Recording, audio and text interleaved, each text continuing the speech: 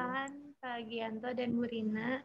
Senang sekali siang hari ini kita bisa sama-sama berkumpul buat persekutuan, boleh punya kerinduan hati untuk sama-sama mendengarkan firman Tuhan, boleh sama-sama merenungkan firman Tuhan lebih lagi. Sebelum kita mulai, mari kita berdoa dulu. Tuhan, terima kasih Tuhan buat waktu ini. Tuhan, Engkau boleh membawa kami Tuhan, boleh bersama-sama di sini Tuhan untuk bersekutu, untuk mendengarkan firman Tuhan yang akan dibawakan oleh Kapten Agus. Tuhan, kiranya Engkau yang pimpin Kapten Agus, Kau yang berkati apa yang telah dipersiapkan Tuhan, apa yang akan dikatakan Tuhan, biar semuanya boleh selaras dengan kehendak-Mu Tuhan, biar semuanya boleh selaras dengan isi hati-Mu Bapa, dan biar itu boleh jadi benih Tuhan di dalam setiap hati kami yang boleh kami praktekkan juga di dalam kehidupan kami sehari-hari, sehingga semakin hari kami boleh semakin serupa dengan Engkau. Thank you Tuhan, berkati semua HP, peralatan, laptop, sinyal yang digunakan Tuhan, supaya sungguh Zoom ini boleh lancar Tuhan, dan semuanya persekutuan ini dari awal sampai akhirnya boleh memuliakan nama-Mu saja. Thank you Tuhan, dalam nama-Mu kami telah berdoa dan ucap syukur. Pada Kapten Agus langsung saya persilahkan nih. Terima kasih. Ya, terima kasih banyak. Salam teman-teman semua. Apa kabar? Ya, saya percaya walaupun kondisinya masih belum stabil seperti ini ya, kita merasa diberkati Tuhan ya, kita tetap sehat, kuat ya. Saya tahu teman-teman kadang ada dalam kelompok harus pakai masker. Saya sendiri di kantor, jadi saya tidak pakai masker.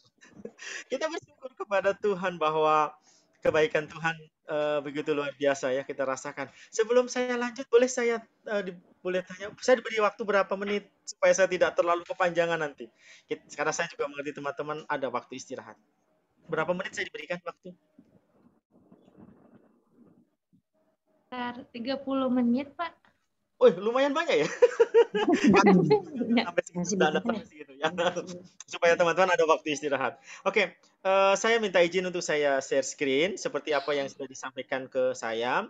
Saya diberikan tema dan mari kita belajar untuk tema ini. Walaupun memang kita semua masih belajar, termasuk saya juga, karena tema yang diberikan untuk saya saat ini cukup berat ya. Tetapi saya percaya bahwa itu akan menolong kita sekalian. Izinkan saya untuk share. Saya akan mulai bagian pertama. Teman-teman semua, saya diberikan tema seperti ini, hikmat dan angkuh. Itu pembacaannya. Saya mengajak teman-teman mungkin bisa melihat langsung. Saya sudah siapkan semua. Dari Amsal 12 ayat 10 sampai dengan ayat 11. Mengatakan demikian. Orang benar memperhatikan hidup hewannya, tetapi belas kasihan orang fasik itu kejam. Siapa mengerjakan tanahnya akan kenyang dengan makanan, tetapi siapa mengejar barang yang sia-sia tidak berakal budi. Amsal 12 ayat 10 sampai 11. Ini pembacaan cukup menarik, tetapi harus penuh dengan apa namanya ya, kalau kita membaca tidak boleh tergesa-gesa, harus pelan-pelan, bukan kita membacanya supaya seperti puisi saja, tidak, tetapi untuk mengerti makna.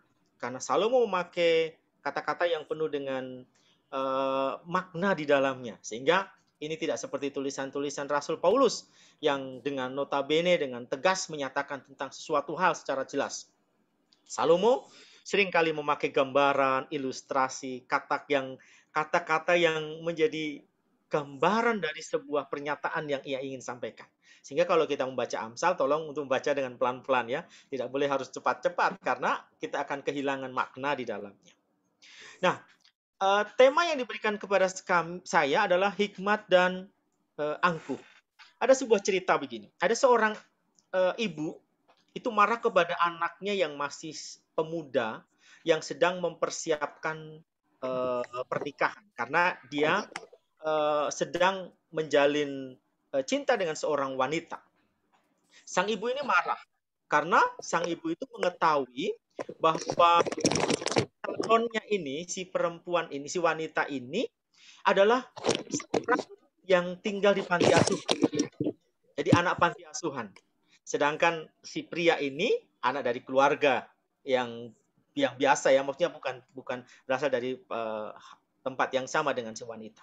Sang ibu marah karena sang ibu mengatakan, "Kenapa kamu kok memilih wanita itu? Kenapa kamu kok mau menikah dengan wanita yang berasal dari panti asuhan?" Si ibu begitu marah. Ya, kita tahu alasan pastinya karena pasti tidak ingin masa depan anaknya itu sulit.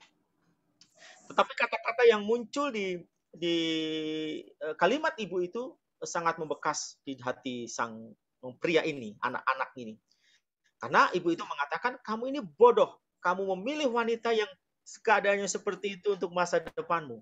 Kamu tidak memiliki hikmat. Kamu ini mau jadi apa?" Nah, si anak tidak berani menjawab. Tapi dengan sebuah keberanian untuk membuat keputusan sendiri, memberanikan dirinya, dia berkata dengan dirinya, "Aku pasti bisa. Aku pasti bisa mendapatkan kebahagiaan," dan lain sebagainya. Itu kisah singkat cerita. Ini juga pengalaman ketika dalam pelayanan saya. Si ibu tadi berpikir bahwa si anak ini bodoh, mengambil keputusan untuk mengambil calon istri, tidak memikirkan ke depan atau tidak menyeleksi dengan baik. Untuk kami orang Jawa, biasanya kalau mau cari pasangan banyak sekali itu screeningnya ya. Kalau sekarang kita mengatakan kalau orang mau vaksinasi di screening, kalau orang Jawa mau menikah di screeningnya banyak. Bebet, bibit, bobot itu screeningnya orang Jawa. Sehingga kadang-kadang kalau tidak sesuai dengan itu tidak akan pernah. Dan kita dikatakan orang bodoh, orang yang tidak memiliki hikmat dan lain sebagainya. Nah, berbicara tentang bodoh, hikmat, kepandaian, dan angkuh. Ternyata ini bagian dari elemen hidup manusia yang ternyata itu tidak bisa dipisahkan dari hidup kita setiap waktu. Kita bisa disebut orang berhikmat, kita bisa disebut orang bodoh, kita bisa disebut orang yang tidak berpikir atau tidak mau berpikir, kita juga disebut sebagai orang pintar dan lain sebagainya. Kalau demikian, apa itu hikmat?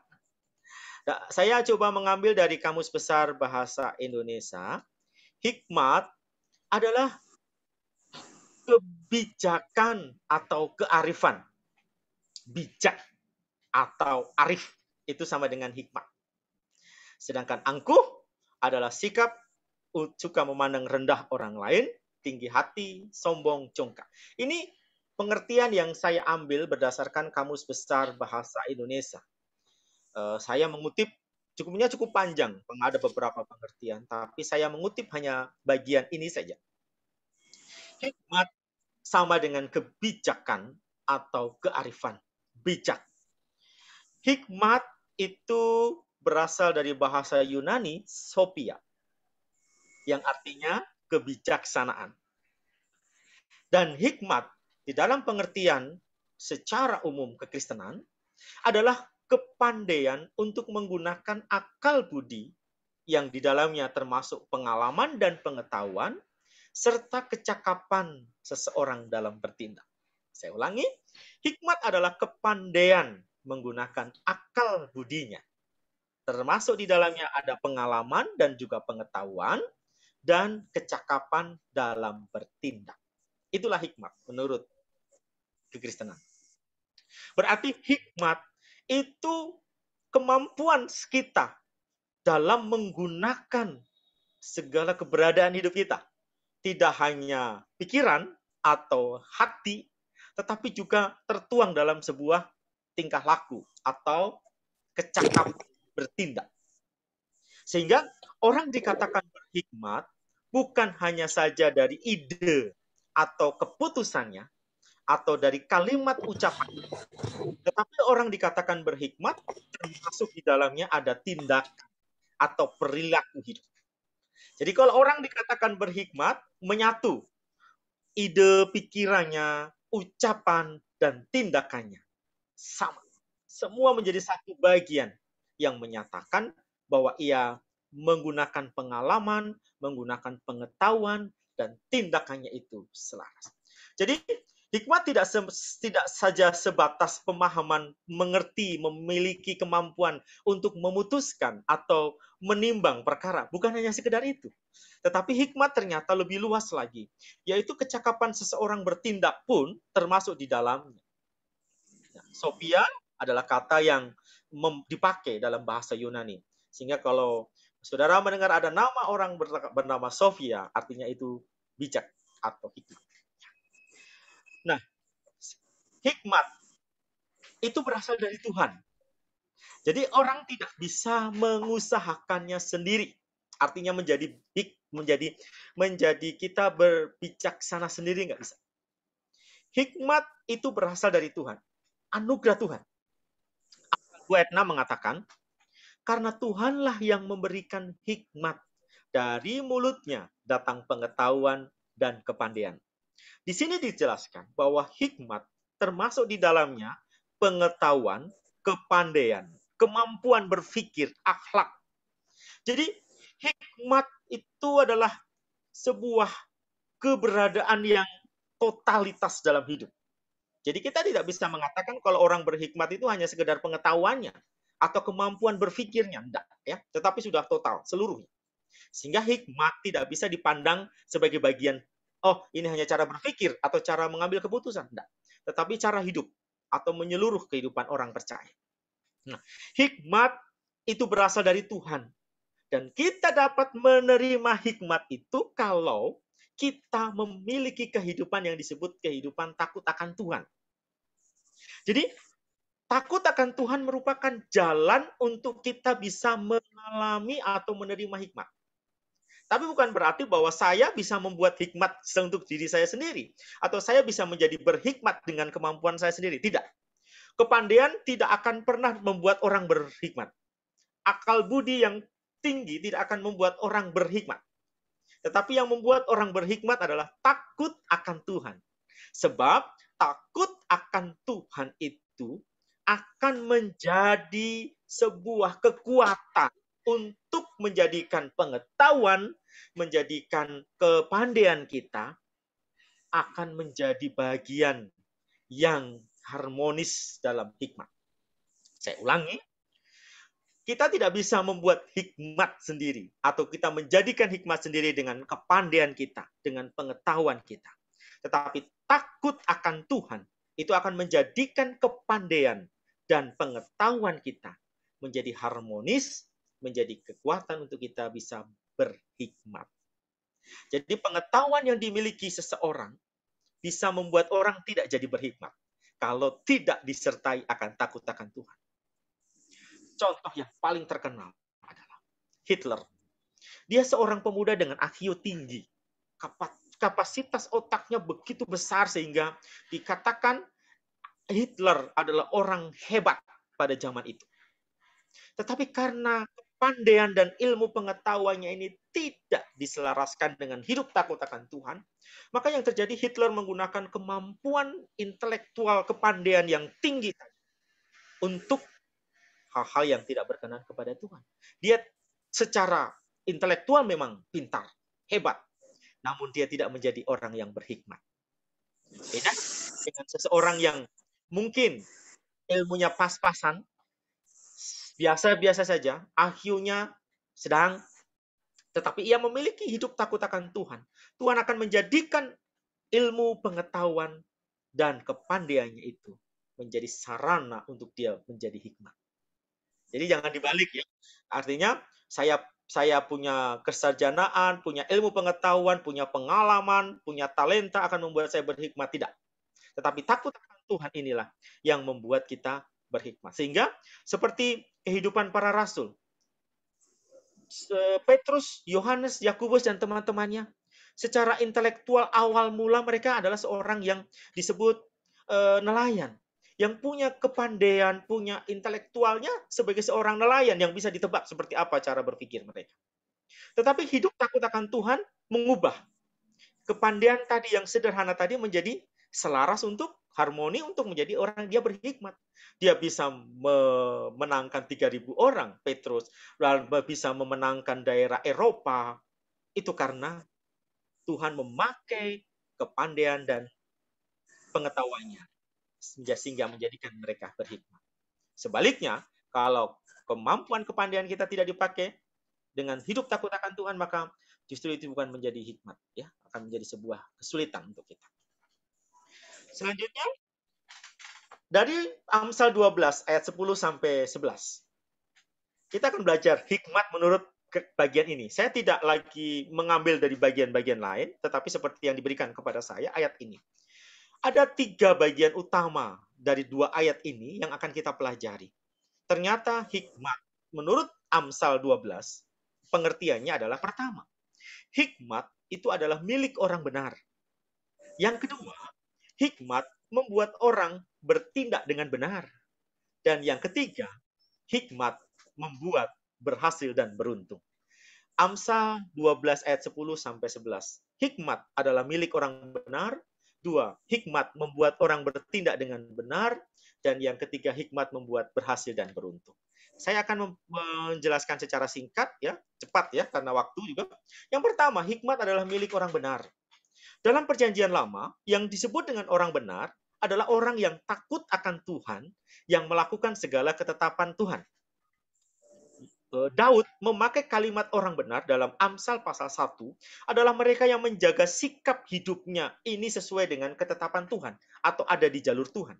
Artinya orang yang terus memelihara hubungan baik, hidup sesuai dengan aturan Tuhan, sesuai dengan ketetapan Tuhan, itulah orang benar. Itu menurut perjanjian lama. Karena diukur berdasarkan hukum Allah, 10 perintah Tuhan. Apakah mereka melakukan perintah itu atau tidak? Itu ukurannya. Tetapi dalam perjanjian baru, pengertian orang benar ini sedikit berbeda. Dalam perjanjian baru yang disebut dengan orang benar adalah orang yang dibenarkan. Jadi orang yang mengalami pembenaran. Bukan kita yang bertindak supaya kita benar, tetapi Kristus yang membuat kita menjadi benar. Yaitu pembenaran dibuat benar oleh karena pengorbanan Kristus di kayu salib. Sekarang kan masa-masa prapaskah ya, menjelang persiapan nanti kita merayakan Paskah. Maka di sini kita mempelajari bahwa setiap orang yang percaya kepada Kristus, mengakui dia sebagai Tuhan, maka ketika orang itu mempercayai, dia mengalami pembenaran. Dia bersalah, sudah diampuni dan dibenarkan oleh Tuhan. Dan itulah yang disebut orang benar. Saya dan saudara adalah orang-orang yang sudah mengalami pembenaran oleh Kristus, sehingga kita semua ini adalah orang benar. Dengan demikian, kita sekalian adalah orang yang dibenarkan karena Kristus. Bukan karena kita benar, tetapi kita dibenarkan. Kita salah, kita berdosa, tapi Kristus membenarkan. Dan pembenaran inilah yang membuat kita menjadikan orang benar. Di bagian Amsal, orang benar memiliki hikmat. Saya dan saudara memiliki hikmat. Memiliki kecakapan untuk berpikir dengan pengalaman, dengan akal budi, dengan kepandaian kita. Memiliki kecakapan untuk bertindak sesuai dengan kebenaran. Jadi saya dan teman-teman semua adalah orang-orang berhikmat. Kita semua orang berhikmat. Seorang percaya adalah orang berhikmat. Sehingga tidak ada orang percaya itu orang bodoh. Tidak ada orang percaya itu orang yang lelet, orang yang on. Tidak ada. Semua orang berhikmat. Kenapa? Kita dibenarkan. Sebagai orang benar, hikmat itu milik kita. Amsal katakan tadi, orang benar yang memiliki hikmat. Jadi berbahagialah teman-teman semua. Sebagai orang-orang yang dibenarkan Tuhan oleh Kristus, kita adalah pemilik hikmat. Jadi ada hikmat sama kita. Ada kemampuan untuk kita bisa berpikir, bertindak sesuai dengan kebenaran Tuhan. Yang kedua, hikmat membuat orang bertindak dengan benar. Karena hikmat tadi milik orang benar, maka dalam Amsal pasal 1, dalam Mazmur pasal 1, di sana dijelaskan bahwa hidup orang benar itu terjadi. Karena dia menjadi orang benar, tindakannya pun adalah benar. Ya. Jadi tindakan yang benar itu muncul secara otomatis dari kehidupan orang yang benar. Tidak mungkin ya dari pohon ara akan mengeluarkan pohon zaitun, kata Tuhan Yesus, atau dari pohon anggur akan mengeluarkan buah zaitun. Tidak mungkin. Dari kehidupan orang benar akan muncul perbuatan, tindakan orang benar. Dari orang yang benar terjadi tindakan yang benar. Sehingga hikmat ini membuat orang ini bisa bertindak di dalam kebenaran, yaitu kebenaran sesuai dengan kehendak Allah. Paulus dalam pembacaan ini memakai gambaran tentang seseorang yang memelihara ternak. Saya cukup berpikir sangat menarik ya untuk bagian ini, karena Paulus memakai gambaran seperti orang memelihara ternak untuk menggambarkan perilaku orang benar. Bagaimana perilaku orang benar dalam memelihara ternak? Seorang pemelihara ternak, dia akan mengusahakan ternaknya sebaik mungkin. Dia akan merawat, dia akan memperhatikan ternak itu, menjagainya. Ya, kisah yang menarik seperti kita lihat dalam cerita Daud, bagaimana Daud itu merawat dengan baik. Disinilah hikmat akan menolong seseorang itu bertindak, menjagai orang itu bertindak, melindungi orang itu bertindak. Artinya bahwa kebenaran hidup, kemampuan kita secara utuh dalam bertindak sesuai dengan kebenaran Allah itu akan menolong kita, memelihara kita, menjagai kita, sehingga tindakan-tindakan kita tetap dalam kebenaran. Ya, kiranya ini menolong teman-teman semua bahwa hidup benar itu sebetulnya adalah bagian kita, karena kita menjadi orang benar, kita berhikmat, sehingga tidak ada alasan orang minta maaf, orang percaya, orang Kristen melakukan kesalahan, tidak jujur, tidak menjadi berkat. Sebetulnya itu tidak boleh, karena panggilan kita sebagai orang benar melakukan tindakan yang benar. Hikmat akan menjaga kita, akan menolong kita untuk bersikap benar, tetap terlindungi dengan benar. Jadi seperti gambar seorang yang merawat tanpa memperhitungkan. Orang tidak akan pernah berpikir, aku berbuat baik ini nanti aku dapat pujian atau tidak ya. Aku bekerja dengan rajin ini aku dapat lemburan atau dapat uang gaji lebih atau enggak. Tidak akan kita berpikir seperti itu. Tetapi sikap tindakan kita yang baik adalah memang muncul dari kehidupan kita sebagai orang benar. Hikmat yang ada dalam kita. Karena hikmat itu menjaga supaya kita tetap benar. Sehingga integritas seseorang itu akan terjadi dimanapun. Tidak mesti harus nampak orang baru kita berbuat baik. Tidak mesti harus dalam penglihatan pimpinan kita bersikap baik. Tidak. Tetapi integritas dimanapun kita ada, berlaku baik, berlaku benar, itu terjadi. Yang ketiga, yaitu saya ulangi, dengan demikian lanjutan yang kedua, dengan demikian hikmat akan menolong kita untuk melakukan segala keadaan hidup kita. Berpikir, bertindak, itu sesuai dengan kehendak Tuhan. Paulus dalam Filipi 2 memakai pernyataan memiliki pikiran Kristus. Sebetulnya dengan perasaan ya, memiliki pikiran dan perasaan. Hendaklah kamu dalam hidupmu menaruh pikiran dan perasaan yang terdapat juga dalam Kristus Yesus. Paulus menyebut memiliki hidup yang benar, menunjukkan hidup yang benar itu dengan cara kita memiliki pikiran dan perasaan Kristus. Bagaimana memiliki pikiran dan perasaan Kristus? Filipi pasal 4 ayat ke-8 dan 9. Tapi hanya ayat 8 yang saya kutip ya, yang 9-nya tidak. Jadi akhirnya saudara, semua yang benar, semua yang mulia, semua yang adil, semua yang suci, semua yang manis, semua yang sedap didengar, semua yang disebut kebajikan, yang patut dipuji, pikirkan. Kristus memikirkan semua yang baik. Karena itulah yang harusnya kita munculkan setiap hari. Jangan berpikir negatif, jangan berpikir tentang hal-hal yang buruk, pikirkan sesuatu yang baik. Itu yang kedua. Yang ketiga, saya percaya tidak terlalu lama. Yang ketiga, hikmat membuat kita beruntung atau berhasil. Nah, saya memakai kata beruntung dan berhasil ini saya kutip dari Yosua pasal 1 ayat 7 sampai 8. Ketika Yosua diperintahkan untuk menyeberang sungai Yordan menuju Kanaan, Tuhan Allah mengingatkan supaya mereka bertindak hati-hati supaya mereka beruntung dan berhasil. Dalam pembacaan Amsal tadi ada dua yang menyebut tentang keberuntungan dan keberhasilan. Pertama, kenyang dengan makanan. Kedua, tidak sia-sia. Kenyang dengan makanan artinya bahwa ia tercukupi kebutuhan. Diberkati. Dalam tanda kutip secara materi, dia mengalami kepemenuhan. Tidak sia-sia artinya berhasil. Kita tidak bekerja untuk hal-hal yang sia-sia, tetapi kita melakukannya untuk sesuatu yang ada hasilnya.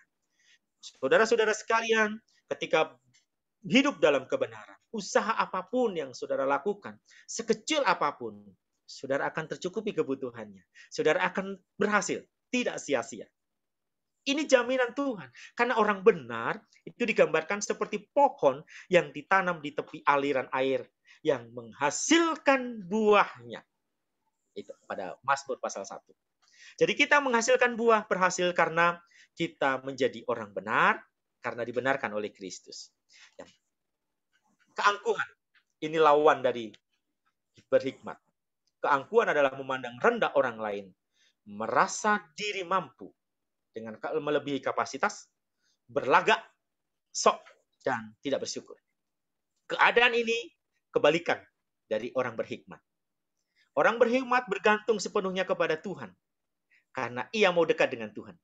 Tetapi orang angkuh, biasanya dia tidak dekat dengan Tuhan, karena tidak ada rasa syukurnya. Ia akan memandang orang lain lebih rendah dari dirinya, dan ia akan merasa dirinya mampu daripada orang lain.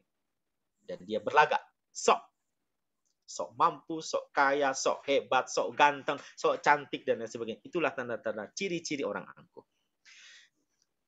Akhirnya, milikilah hikmat supaya hidup kita berhasil dan beruntung. Jangan sampai kita angkuh. Bagaimana tahu kita angkuh? 4 hal ini untuk menilai. Apakah saya memandang rendah orang lain dan menganggap saya lebih? Apakah saya merasa diri saya mampu melebihi kapasitas saya? Apakah saya ini berlagak? Sebetulnya nggak ada apa-apanya, tapi kita berbuat seperti seolah-olah kita melebihi dan punya. Apakah saat ini kita tidak bersyukur? Orang tidak bersyukur termasuk orang yang angkuh. Mari, jadilah hidup penuh dengan hikmat Tuhan, supaya kita bisa menjadi berkat bagi sesama dimanapun kita ada. Terakhir penutup, hikmat akan membuat orang bertindak sesuai dengan kebenaran dan tidak akan pernah menganggap rendah apapun. Hikmat akan membuat orang bertindak sesuai kebenaran dan tidak akan pernah menganggap rendah apapun. Sebab segala sesuatu bagian hidupnya adalah untuk Tuhan. Tuhan Yesus memberkati dan menolong kita sekalian. Kiranya menjadikan kita menjadi orang-orang yang berhikmat, bukan karena kita hebat, tapi karena Tuhan menganugerahkan hikmat-Nya, karena kita takut akan Tuhan. Kita adalah orang-orang benar. Tuhan memberkati dan menolong kita sekalian. Mari kita berdoa. Terima kasih Tuhan Yesus untuk bagian firman-Mu yang kami renungkan pada siang hari ini. Hikmat, angkuh, adalah bagian yang tidak lepas dari diri kami. Mungkin saat ini kami ada sebagai orang berhikmat, karena kami cakap menggunakan kemampuan intelektual, kepandaian, bahkan hidup kami untuk memuliakan Tuhan. Atau sebaliknya kami menjadi orang yang angkuh Tuhan, karena kami memandang rendah orang lain. Kami bersikap lebih sok, kami merasa mampu melebihi kapasitas kami. Kalau demikian ampuni kami, kalau kami bersikap hal yang tidak baik. Tetapi tolong kami untuk memiliki hikmat-Mu dengan menjadi orang benar yang Kau benarkan di dalam Kristus. Dengan kebenaran itulah kami menjadi milik Tuhan. Hikmat-Mu menjadi milik kami yang akan menjagai kami, menolong kami bertindak di dalam kebenaran. Sebab dengan hikmat kami akan beruntung, kami akan berhasil. Usaha apapun yang kami lakukan, tempat pekerjaan dimanapun kami berada akan dibuat berhasil. Sebab Tuhan menjaminkan kami akan kenyang dengan makanan dan tidak akan pernah sia-sia. Terima kasih. Berkati semua rekan-rekanku yang bekerja di Suritek. Tuhan tolong mereka. Di bagian manapun mereka bekerja, buat mereka berhasil Tuhan. Sebab Engkau adalah milik mereka dan menjadikan mereka orang-orang benar dan orang-orang berhikmat. Di dalam nama Yesus kami berdoa. Amin. Amin. Tuhan memberkati kita sekalian. Saya kembalikan kepada pemimpin. Silakan. Terima kasih Kapten Agus buat renungannya. Jadi kuncinya takut akan Tuhan ya, taat sama Tuhan. Jadi nanti kita akan memiliki hikmat untuk menuntun langkah hidup kita. Semoga dengan sharingnya Kapten Agus kita bisa semakin dekat, maksudnya semakin menaati Tuhan sehingga semakin punya hikmat yang akan membawa kita pada keputusan-keputusan yang benar di hadapan Tuhan dan berhasil. Terima kasih Kapten Agus buat renungannya.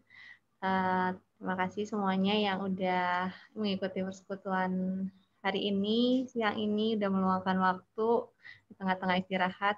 Kita akan persekutuan lagi 2 minggu lagi. Selamat beraktivitas kembali. Tuhan Yesus memberkati. Ya, Tuhan memberkati. Terima kasih Terima banyak. kasih, Pak. Mohon maaf kalau tadi putus-putus ya jaringan di tempatnya. Nggak Bagus. bagus. Padahal sudah pakai LAN ya, bukan VIP, sudah pakai LAN tetap saja. Saya share tadi renungan saya melalui Ivan. Kalau nanti mungkin bisa di-share ke Ya. teman-teman semua ya. Terima kasih banyak, Tuhan memberkati. Selamat bekerja. Tuhan menolong terus. Ya, semangat. Saya mohon pamit ya. Ya.